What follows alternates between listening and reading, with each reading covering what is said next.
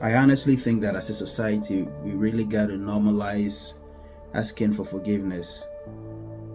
Like it really has to become part of our daily routine. I was personally raised in a culture where wrongdoing was determined by age. When somebody's older than you, they're always right.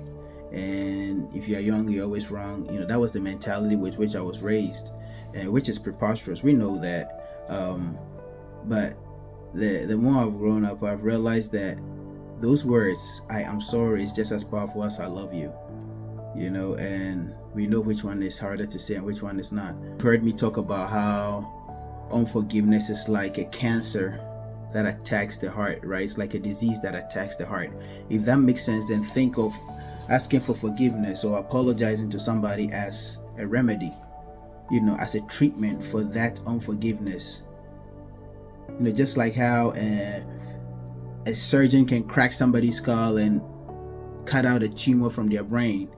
Those words, I am sorry, or apologizing to somebody, are like the scalpels that you use to perform open heart surgery to cut the unforgiveness that you have left behind in somebody's heart by offending them in one way or the other.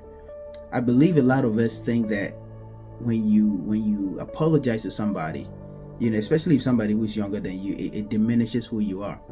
But it baffles me that, for instance, a mother can spend all her last dime on a medical treatment for a child, but can't offer words to mend a broken heart.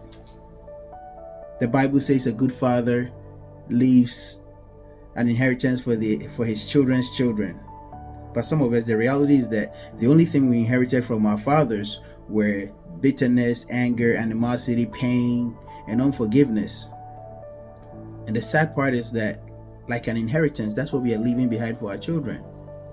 One of the things we need to understand is that saying I'm sorry is not always an admission of guilt, but it's always going to be a demonstration of maturity. Because in the case that you have actually wronged somebody, opening your mouth to say I'm sorry acknowledges that you are mature enough to know when you are wrong, and you are humble enough to admit it.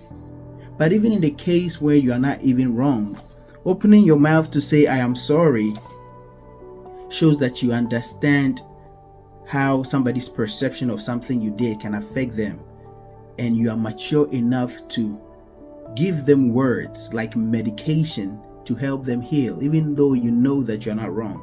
So it doesn't hurt you to say I'm sorry. Some of us really got to sit down and schedule this surgical procedure with our loved ones. You need to call people that you've offended. Think of the best combination of words, string them together like a surgeon will line up his scalpel. Sharpen your tongue like the pen of a skillful writer, and then use the magic of words to cut out the cancer of unforgiveness that you've left in people's heart by the things that you've done to them. I mean, just think about it. The number of broken homes, road rages, killings, wars, property distractions that could have been avoided by these three simple words. And just by thinking about that alone, I pray that you receive the grace to know how to apologize to people when you offend them. Be masterful in your words. Know how to use those three words. I am sorry.